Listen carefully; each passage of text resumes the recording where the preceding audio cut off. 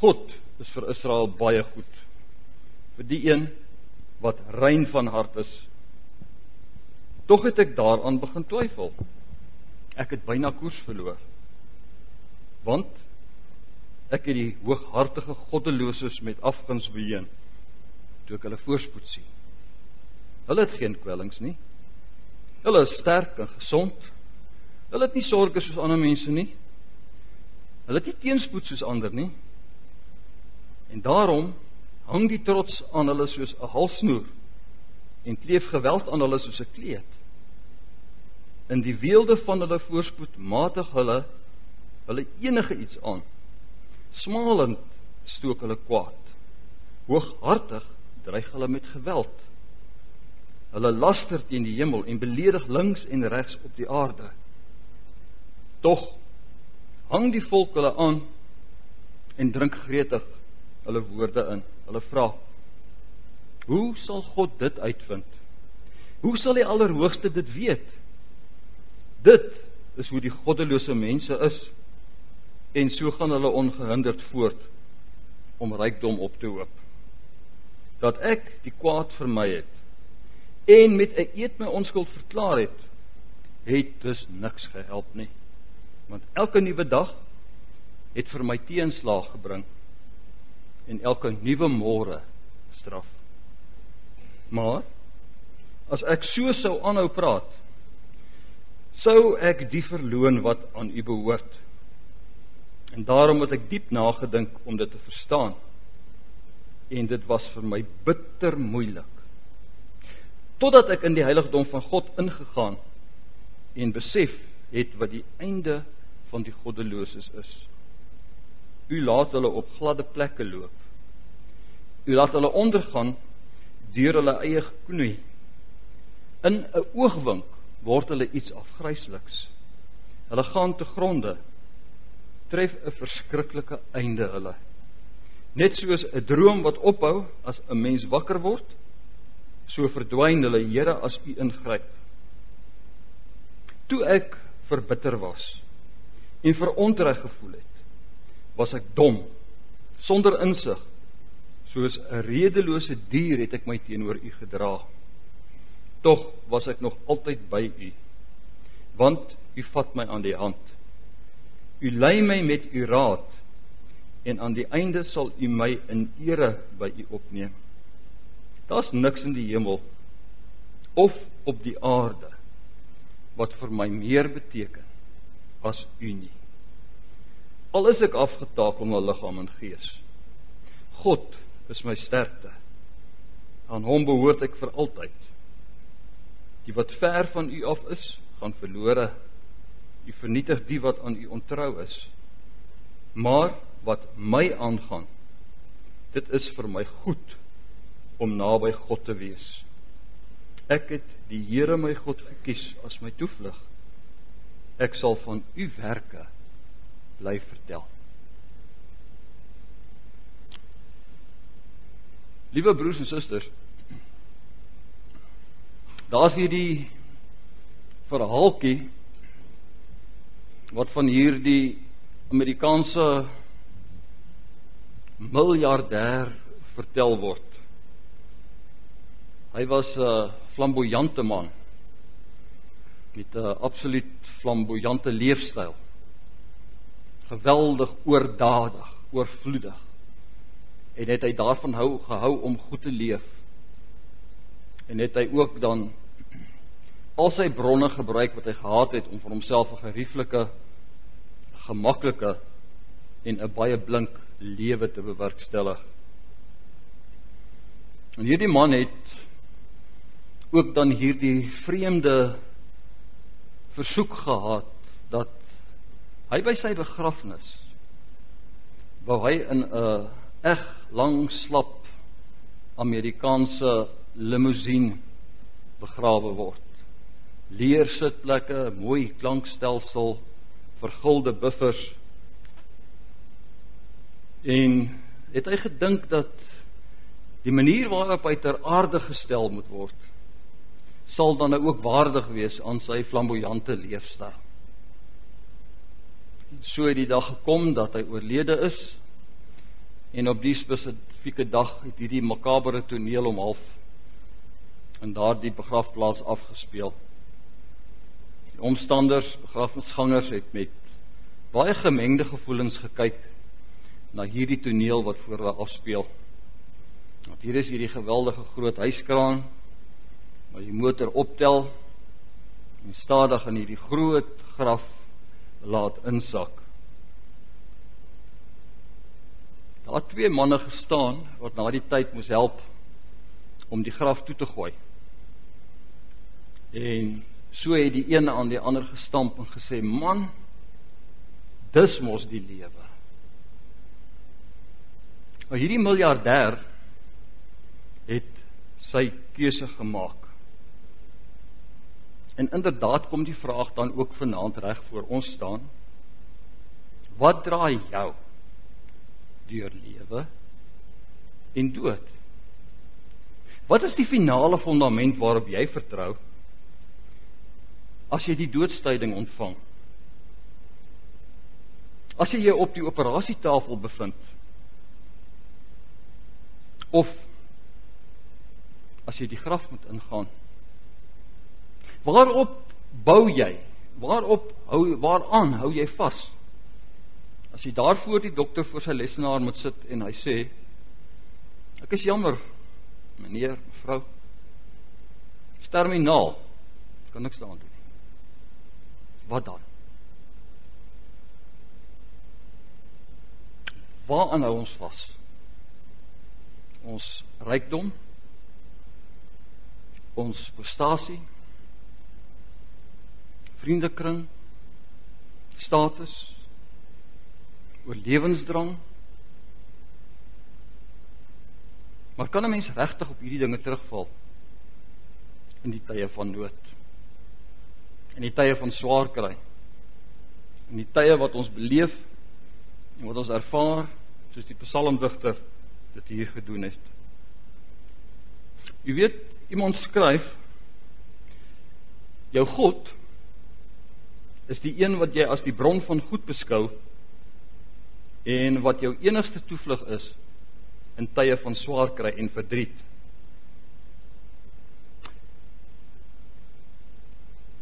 Die enigste toevlug, die dinge waarop jy jou geheel en al toevertrou, die een aan wie jy jou siel verknog, die een aan wie jy jou hart verpand, het Luther gesê, is in werklikheid jou Heer en jou meester, jou God of jou afgod. En daarom, Psalm 73, vra na die diepste dryfvere van ons mees verborgde motiewe van ons bestaan.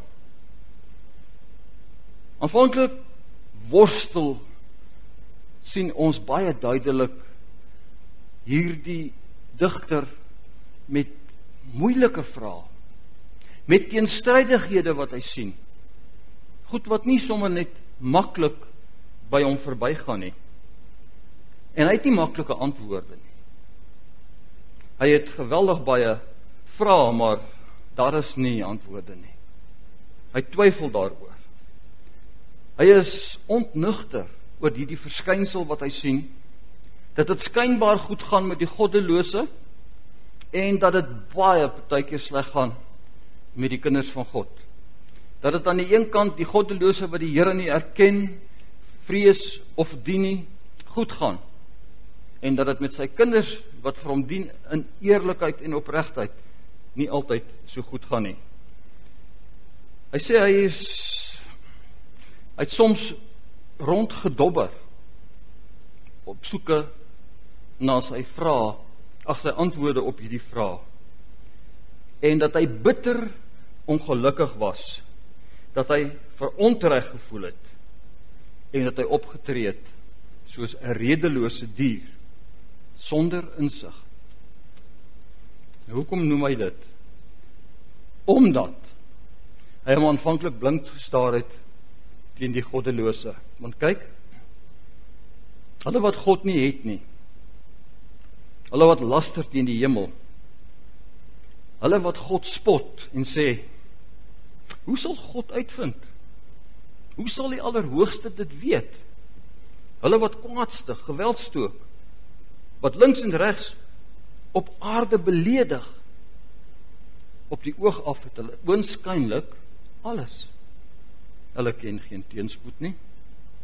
Hulle is sterk, gesond, sonder sorge.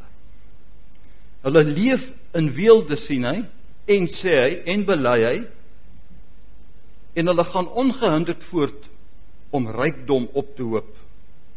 Hulle leef van die vet van die land. En ek vra, kla die digter, ek wat God het, ek wat aan hom vashou, ek wat vashou aan die belydenis, soos hy reg aan die psalm, begin van die psalm sê, dat God goed is vir Israel, dat God goed is vir die wat rein van hart is, ek wat daarna strewe om in my hele lewenswandel onbesproke te wees voor God, wat die kwaad vir my, en wat my onskuld met 'n eed verklaar. Here, wat het ek?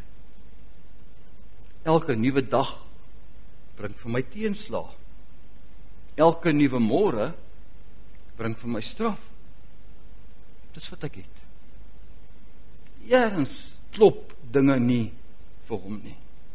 Dis of iemand 'n bespotting maak van sy hele godsdiens, van hoe hy glo, van hoe hy God en God se genade sien. Want kyk, dit lyk of hulle wat God nie het nie, alles het. En hy wat God het, net bitterheid, vrees, troosteloos in die wêreld is. Maar dan vind ons hierdie dramatiese omkeer oomblik in hierdie digter se lewe. Dan vind daar hierdie dramatiese verruiming en vernuwing in die digter se visie plaas. En word sy hele waarneming radikaal wedergebore. Toe hy sy vraag, sy aanklag wat hy het, voor God en in die teenwoordigheid van God gaan uitstort. Skielik ontdek hy dat die seun van die goddelose net skyn is. Dat hulle voorspoed maar net verbygaan. Dat hulle op gladde plekke loop. Dat hulle in 'n oogwink iets afgrysliks word en ten gronde gaan. Dat hulle voorspoed verdwyn soos 'n droom wat ophou wanneer 'n mens wakker word. Hulle weelde is wankelmoedig en hulle troos is baie broos. Al besit hulle alles in terme van aardse maatstawwe, het hulle eintlik niks nie, besef hy. Want hulle ontbeer die heel belangrikste. Hulle ontbeer die bron van alles, die bron van die lewe. Hulle ontbeer God. En daarom kan hy bly verklaar. En daarom kan hy bly getuig. Ek kon dit eers nie verstaan nie. Maar toe ek in die heiligdom van God ingegaan het, toe het ek het verstaan. Daarom kan hy met sekerheid sê, hulle wat God het, het alles. God is inderdaad genoeg. En dan na hierdie ontsettende belangrike ontdekking, dan doen die digter een van die mees aangrypendste belydenisse wat daar in die Bybel opgeskryf staan. Hoor mooi as hy sê, en wat 'n pragtige belydenis is dit. En ons kan dit maar ook vir onsself neem en op ons hart bind. Daar is niks in die hemel of op die aarde wat vir my meer beteken as U nie. Al is ek afgetakel na liggaam en gees. God is my sterkte. Aan hom behoort ek vir altyd. Vers 25, vers 26. Hier staan hy voor die Here, gestroop van alles. Geen sigbare teken van seën wat hom omring nie. Maar hy staan voor God. En hy weet en hy bely, ek behoort aan God. Nou kom die vraag vanaand voor ons staan, wat is jou enigste troos in lewe en in sterwe? Soos die Heidelbergse Katekismus dit vir ons kom stel in vraag en antwoord 1. Op die man af, vra dit. Kom roer hierdie vraag die hart van die evangelie en ook die hart van Psalm 73 aan. Wanneer ons oor troos praat, dan verstaan ons in Afrikaans dikwels die Bybelse troos op 'n baie snaakse en verkeerde manier. Sien, Grieks is 'n baie ryk taal. En Grieks vertaal baie keer en Hebreëus vertaal baie keer hierdie woorde op 'n ander manier word dit verstaan as wat ek en jy dit verstaan. As ons praat oor troos, dan dink ons oor hartseer, 'n kind wat huil wat getroos moet word. As ons praat oor troos, dan dink ons aan mense wat langs 'n oop graf staan, iemand wat 'n geliefde verloor het. Maar dit is nie wat die Bybelse troos beteken nie. Die Bybelse troos beteken geluk, veiligheid, sekuriteit, sekerheid. Teenoor die dinge wat 'n mens diep ongelukkig, ontsteld en verward maak en soms groot ontevredenheid ook by jou wek, kom daar 'n groot verandering wanneer jy in die Bybelse troos begin leef. Want dan kom daar in die plek van onsekerheid, sekerheid. In die plek van onvrede, vrede. In die plek van ongeluk, geluk.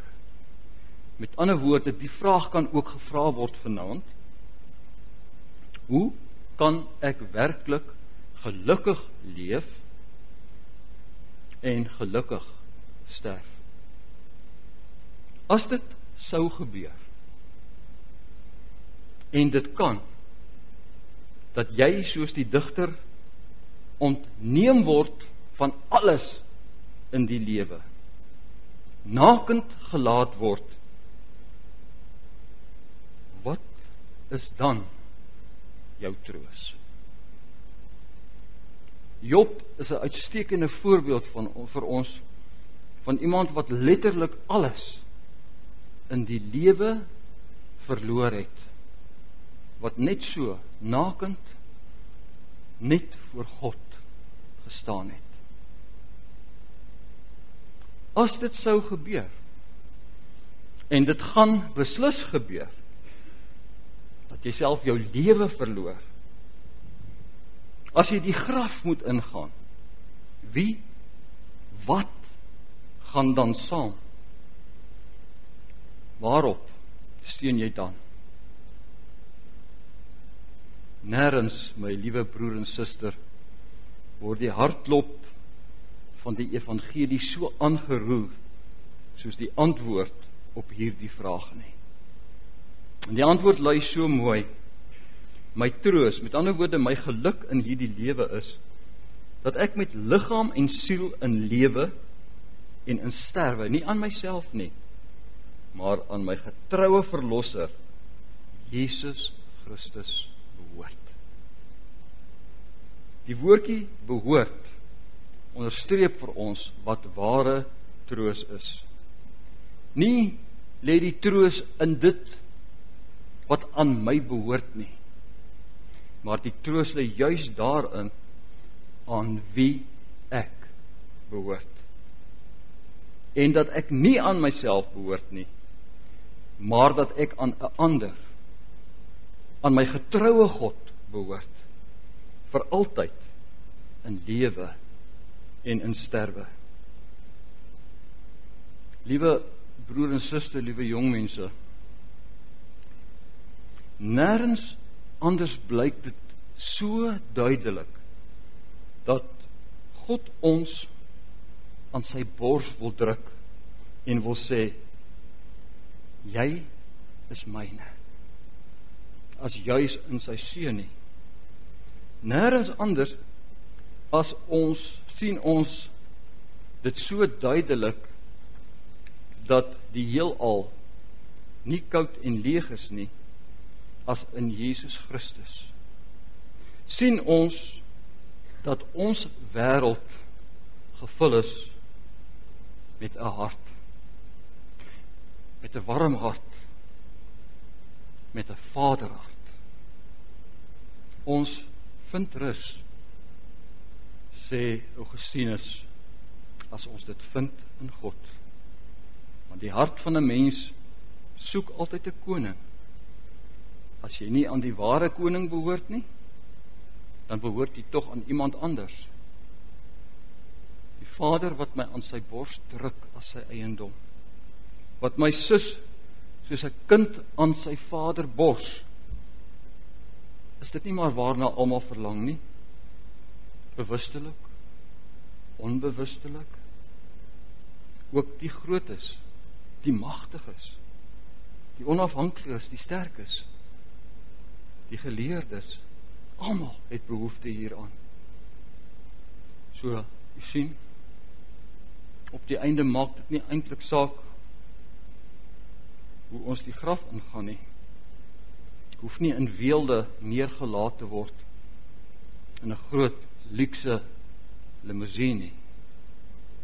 Solank ek net ingaan met Jesus, my getroue verlosser, en hy met my, dan het ek alles wat ek nodig het. En daarom verklaar 1 Johannes 5 vers 12, wie die Seun het